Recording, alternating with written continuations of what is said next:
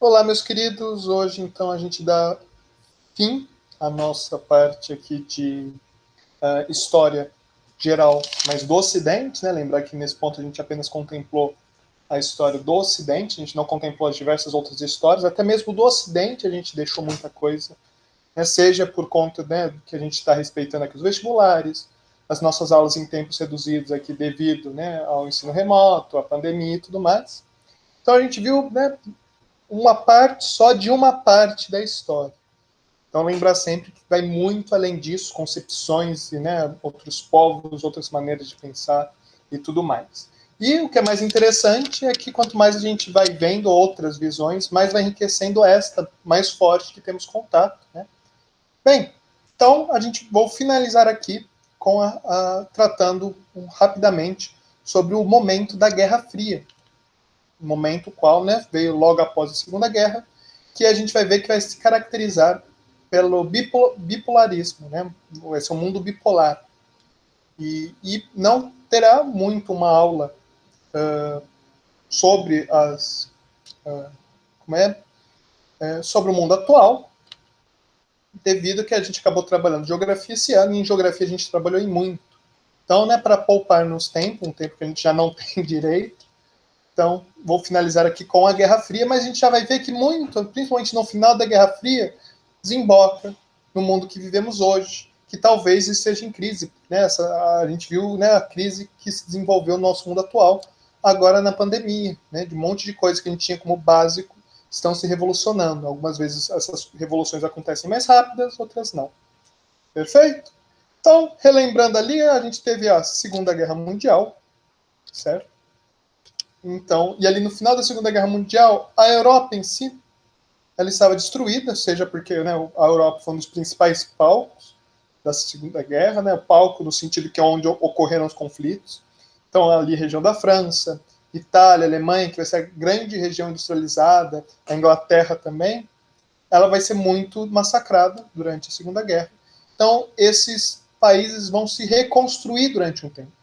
Enquanto que a União Soviética, mesmo tendo sido atacada, né, ela vai sair como uma superpotência, e os Estados Unidos, que foi atacado apenas ali em Pearl Harbor, né, não houve nenhum ataque, e Pearl Harbor fica no Havaí, não fica num território americano continental. Né? Então estava bem longe ali dos Estados Unidos.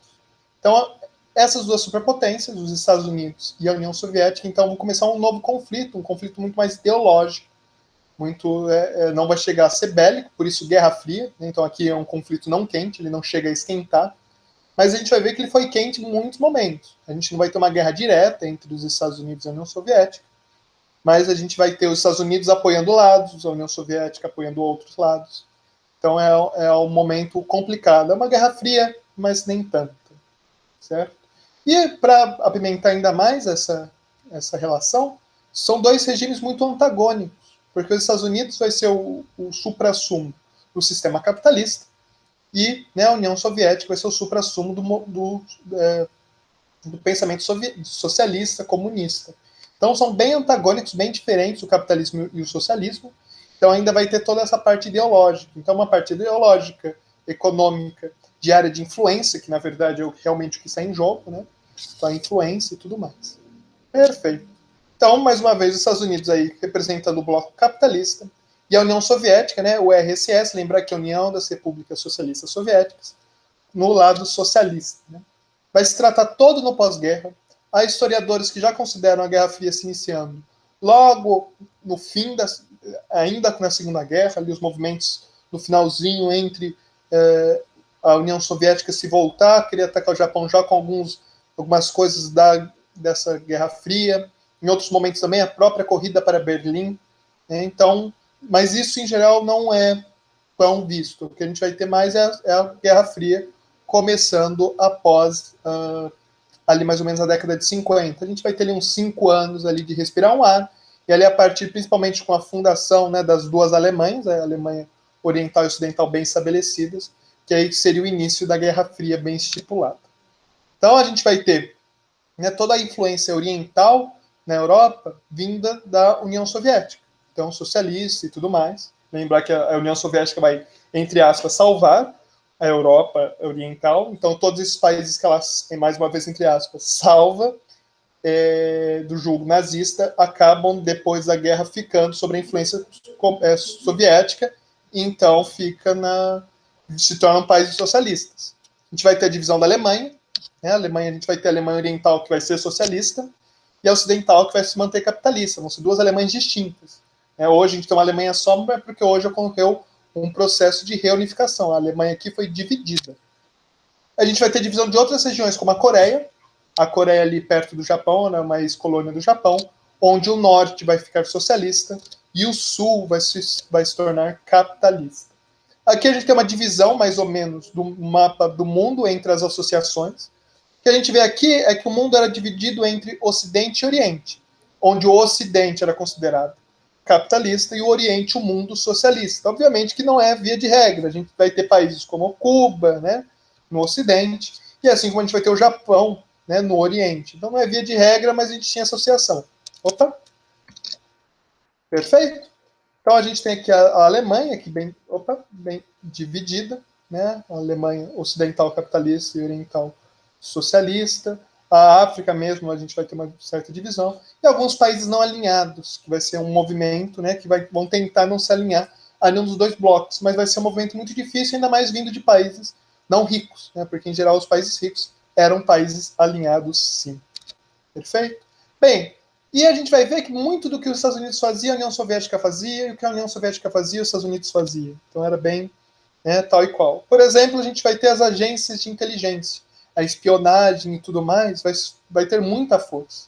Nesse contexto, a gente vai ter a CIA, que existe até os dias de hoje, né, vai ser o centro, a Agência Central de Inteligência dos Estados Unidos, e a KGB, que vai ser a soviética. Cada qual vai ter uma importância muito grande, seja na parte de espionagem, seja na parte de se enfiar no país alheio. Como assim? Bem, a gente vai ter muito forte, por exemplo, no nosso caso, né, por a gente estar mais no que eu vou chamar de quintal dos Estados Unidos, a CIA vai ter uma importância histórica muito maior para nós do que a KGB. Tanto que a CIA aqui na América Latina irá apoiar, né, coisas comprovadas pela própria CIA, diversas transições entre regimes democráticos para regimes, né, ditatoriais e militares, certo? Nessa divisão também a gente vai ter os pactos militares, né? Os Estados Unidos, né, o bloco capitalista vai se organizar na OTAN, Organização do Tratado Atlântico Norte, enquanto que os países socialistas no Pacto de Varsóvia. Varsóvia é a capital da Polônia, né, vai ser um país comunista. Então vão ser os dois pactos militares. A OTAN ali, né, na verdade a OTAN era um bloco para caso alguém atacasse o bloco. Mas quem queria atacar? Né, já observando uma guerra contra a União Soviética.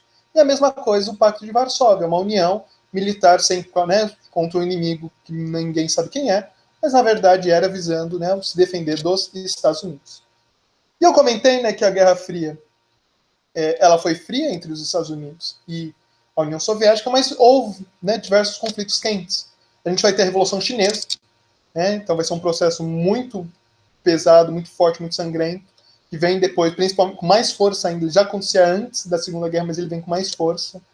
Que vai surgir a figura do Mao Tse-tung, né? A gente vai ter a Taiwan, onde a República da China capitalista vai ficar toda na ilha de Taiwan, até os dias de hoje é isso, e a China continental vai se fechar, né, como uma nação comunista. A gente vai ter a Guerra da Indochina, que ao pé da letra, né, vai ser uma guerra que vai durar mais ou menos desde a Segunda Guerra até a década de 70, que a Indochina depois vai ser o Vietnã.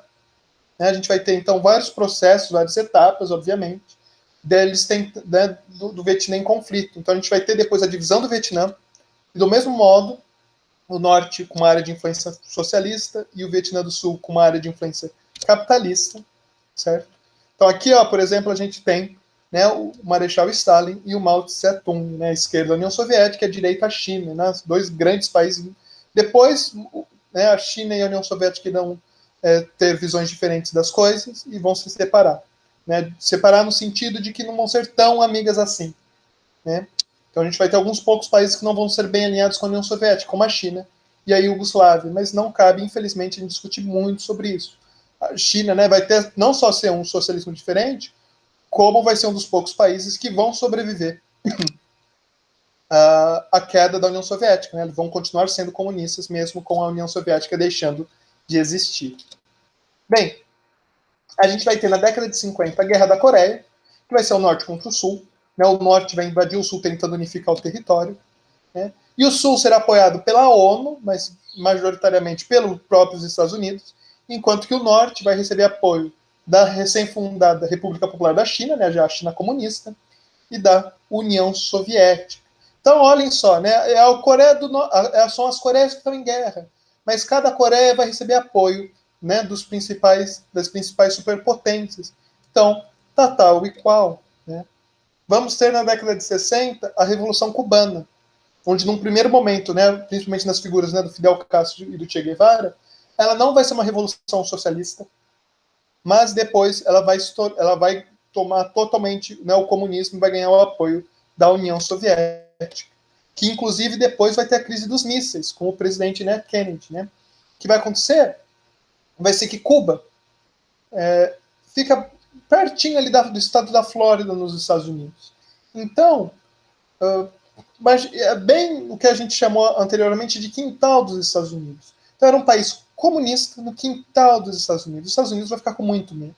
E para ajudar nisso, a União Soviética vai mandar, porque os Estados Unidos vai ter embargo econômico, vai ter uma tentativa de invasão, onde os Estados Unidos não vão conseguir invadir Cuba.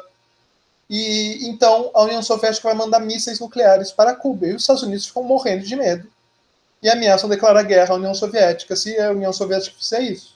No final, vai ter ali, não vai acontecer nada de sério, vai ser um momento bem tenso, mas vão ser retirados os mísseis de Cuba e também da Turquia, que era uma aliada americana, que fica perto da União Soviética. Então ali fizeram esse meio termo, tira os meus, tira os deles, e um momento, né, isso já é uma era pós-Stalin, Stalin fica até a década de 50, firme e forte, mas isso já é uma era pós-Stalin, então já tem um pouco mais de diálogo, já começa, né, volta a se ter um pouco de diálogo entre os Estados Unidos e a União Soviética.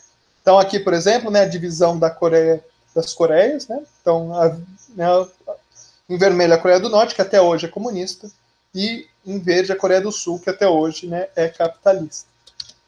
Bem, a gente vai ter o intervencionismo americano na América Latina de maneira muito forte. Então a gente pode citar, né, nós mesmos, né, o nosso golpe militar em 64 teve apoio americano, e caso tivesse algum problema, alguma resistência, os Estados Unidos já tinham dispostos uma frota, mas isso a gente discute com mais detalhes na nossa, né, depois na parte da história do Brasil. Na Argentina também, no Chile com Pinochet, que vai ser não que se meça se uma ditadura é melhor ou pior, mas o do Chile foi muito violento, foi muito pesado, foi muito complicado. Não que o Chile foi pior, então do Brasil é boa. Não. Do Brasil foi ditadura, do Chile também.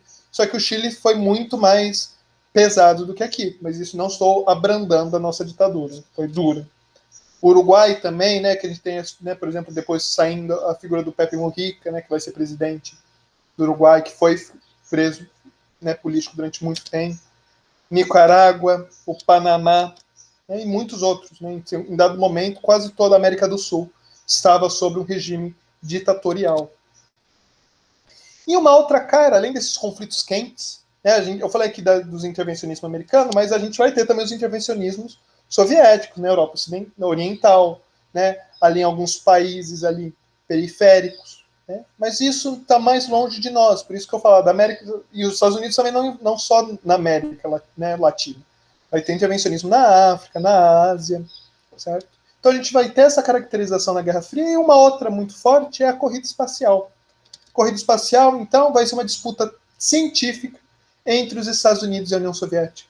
Vendo quem, né, a gente não tinha até a década de 50 mandado nada, zero coisas para fora do planeta. E aí, do nada, a gente começa a mandar, começa com a União Soviética, manda o Sputnik, que é o primeiro satélite, né, que vai para o espaço. E os Estados Unidos viram e falam, caramba, a gente não pode deixar, né, perder o poderio, porque o que balanceava a Guerra Fria era que os dois eram muito fortes, então os dois achavam que iam se dar muito mal, não ia ser um muito melhor que o outro. Então, sempre que um buscava uma coisa nova, o outro buscava a mesma coisa para ficar no mesmo patamar. Bem, então a gente vai ter, né, todo esse simbolismo, e o objetivo era chegar à Lua, aparentemente. Não que eles se estabeleceram que esse era o objetivo, mas é o que acabou ficando para a historiografia. Mas, por exemplo, olha que interessante. Então, o Sputnik vai ser o primeiro satélite enviado pela União Soviética. Então, aí os Estados Unidos vão se organizar e criar a NASA. O primeiro ser vivo no espaço vai ser a cachorrinha Laika, mandada também pela União Soviética. Yuri Gagarin, um soviético, vai ser o primeiro homem no espaço. A União Soviética vai ser responsável pela primeira caminhada no espaço, onde um homem sai da cápsula e anda no espaço, porque antes era só enfiava na nave, ia e voltava, né? Depois a gente vai ter a caminhada. A primeira mulher no espaço também será soviética. Os Estados Unidos vai demorar muito mais para mandar uma mulher ao espaço. A primeira estação espacial será soviética. Só que, né, nesse ponto, mesmo que a União Soviética tenha acumulado diversas vitórias nessa corrida espacial, o Neil Armstrong, um americano, em 1969 vai ser o primeiro homem a pisar na Lua através do projeto Apollo, né, na Apollo 11. E com isso os Estados Unidos se consideram os vencedores da corrida espacial. Há diversas discussões sobre isso. Primeiro que há discussões onde os soviéticos não queriam ir para a Lua, discussões a quais já comprovam que não são verdadeiras. Os soviéticos tinham planos de ir para a Lua, mas eles tinham planos mais de menor qualidade. E os Estados Unidos também vai começar a investir muito dinheiro, vai investir muito a máquina pública nessa corrida espacial, principalmente nessa etapa final. Então, de cuidados e tudo mais. Então, mas no final, em 69, o homem vai para a Lua e apenas americanos foram para a Lua. A gente nunca teve soviéticos ou qualquer outro povo pisando na Lua. E também, depois que se pisou na Lua, os Estados Unidos nunca mais voltou, para mostrar também como a corrida espacial tinha muito significado naquele momento. Não que não seja importante cientificamente e tudo mais, mas como esse incentivo entre esse duelo entre a União Soviética e os Estados Unidos motivaram ainda mais, né, deram propósitos que talvez a gente não tivesse nessa época, porque hoje a gente já tem um pouco de dificuldade de achar esses propósitos, na época então menos ainda, então de se ir para a Lua. Então aqui uma foto, né, do Sputnik, e aqui, né, um astronauta na Lua, né, batendo continência à bandeira americana. Bem, um outro conflito quente, muito quente, e esse foi um dos principais, vai ser a Guerra do Vietnã. Guerra do Vietnã vão ser as forças do Sul contra as do Norte. O Norte, né, e o Sul vão entrar em conflito. O Norte, o socialista, invade o Sul. E os Estados Unidos apoiam, né, o Sul, e a China e a União Soviética vão apoiar o Norte. Bem, em geral, né, a gente vai ter camponeses, né, porque o Vietnã vai ser um país muito agrário, então vão ser camponeses contra uma das maiores superpotências do mundo, né, que é os Estados Unidos. Então são os camponeses, que a gente chama de Vietcong, né, os Vietcong, contra os Estados Unidos, que é um poderio militar muito superior a qualquer camponesinho aí com... Obviamente eles estavam bem armados, eles tinham acesso a algumas coisas melhores, mas, né, os Estados Unidos botou muito mais força do que a União Soviética e a China. Então era um bando de camponesinho aí, né, do campo, camponês, né? E os camponeses vão dar um pau nos Estados Unidos, mais um pau nos Estados Unidos. Os Estados Unidos vai fugir do Vietnã, né? E vai fingir que nada aconteceu lá. O Vietnã, depois de um tempo, os próprios Estados Unidos falaram, não tem como a gente vencer. A guerra do Vietnã, como eu disse, seria a terceira fase da guerra da Indochina. Então já é um conflito desde 40, que vai até para lá de 70. Então é algo muito, muito complicado. E os Estados Unidos ele continuou, porque depois começou a ficar mal de a gente não pode sair porque senão a gente é perdedor. E acabou sendo um espetáculo horrível. Foi um evento muito transmitido pela TV, então a opinião pública era muito contra a guerra. Teve alistamento obrigatório, então foi muito americano para o Vietnã e morriam. Então foi algo tenebroso. Uma comparação muito grande que se tem é que o Vietnã muita gente via como a nova Segunda Guerra. O pessoal, né, os pais, os avós de quem estava indo para o Vietnã, tinha a imagem da guerra dos seus, né, dos veteranos da Segunda. E na Segunda eles voltaram todos como heróis. Enquanto que da guerra do Vietnã, os que conseguiram voltar, voltaram todos com muitas sequelas psicológicas, se não sequelas físicas também. Então foi um evento tenebroso, sem dizer as diversas atrocidades civis provocadas, né, principalmente pelos Estados Unidos, né, contra os camponeses. E a gente vai ter também uma guerra que a gente não fala tanto, mas é importante aqui para a gente analisar, a guerra do Afeganistão, onde o Afeganistão vai começar a dar uns problemas, e a União Soviética vai invadir o Afeganistão, que aí também vai ser um dos maiores exércitos do mundo, uma das maiores a outra maior superpotência, que vai para o Afeganistão e começa também a não dar conta. Né? Então, aqui do Vietnã. O Vietnã, no final, diferente da Coreia, a Coreia continua dividida, o Vietnã se unifica, e até os dias de hoje o Vietnã é um país socialista. E no contexto de quando começa a dar ruim, né, a invasão do Afeganistão, é por volta da década de 80. Vai aparecer essa figura sorridente, aí, muito interessante, um grande chefe de Estado, que é o Mikhail Gorbachev. Gorbachev ele vai vir como premier da União Soviética, né, o líder da União Soviética. E ele era muito mais jovem do que os líderes anteriores, com outras visões sobre socialismo, comunismo e a própria União Soviética, e começa a organizar diversas coisas muito, né, decisões bruscas de reformas, principalmente a perestroika e a glasnost. A perestroika, né, que vai ser a abertura, e a transparência. Então vai tentar dar mais democracia, mais transparência àquele regime fechado que era a União Soviética. Né? Então a União Soviética, em diversas partes estruturais, era extremamente fechada, pouco democrática, que era a discussão de que socialismo e democracia andam ou não junto. E o Gorbachev defendia que sim, tanto que ele defende a perestroika. Então aí ele provoca um forte momento de distensão, de abertura da União Soviética para o mundo e de transparência, tanto que eles começam a negociar para que se acabem as armas nucleares, é algo muito interessante, né? A gente vai ter um encontro dele com o Reagan, de começar a parar essa corrida nuclear, que vai ser uma outra parte tenebrosa. Então, essa abertura aí à União Soviética, aceitando que não tem esse fôlego todo. Né? E com a perestroika, com essa distensão, a gente vai ter muito forte o Oriente, que eram países que foram forçadamente a se tornar socialista, vão começar a derrubar o socialismo, porque o socialismo vai se tornar a personificação de tudo que é de ruim. Então vai cair o socialismo em toda a Europa Oriental. E a Alemanha, né, a gente vai ter o Muro de Berlim, que vai ser o principal símbolo, a gente já discutiu várias vezes isso na aula de geografia. Então o principal símbolo da Guerra Fria vai ser derrubado em 89, tanto que a queda do Muro de Berlim é a data que é considerado o fim da Guerra Fria. E depois a gente vai ter, na década de 90, o processo de unificação da Alemanha, onde o Oriente e o Ocidente voltam a se tornar um país só. Certo? E, né, como eu já comentei, a gente vai ter o colapso das repúblicas socialistas do leste europeu e depois também o colapso dentro das repúblicas soviéticas, porque a União Soviética, a gente tem principalmente a Rússia, mas a gente vai ter diversos outros países, como a Bielorrússia, a Ucrânia, a Moldávia, a Estônia, Letônia, Lituânia, né, o Quirguistão, Tajiquistão, Azerbaijão, Armênia. Então, a gente vai ter esses países também se separando da União. A Rússia, obviamente, é um grande país, mas saindo da União. E nisso, né, começa a entrar em colapso a própria União Soviética, que aí cai, a União Soviética deixa de existir, e o que surge vai ser essa comunidade dos Estados independentes, né? Sei que vão ser os antigos países que faziam parte da União Soviética, né, com uma união, tipo uma União Europeia, mas não vai funcionar nem de perto como a União Europeia. Então aqui, né, o Muro de Berlim, né, a queda, realmente separava a cidade em dois, muita gente não tinha contato, né, olha, então vai ser algo muito forte, conversar com seus pais, os avós, às vezes eles vão ter também uma imagem muito forte desse momento.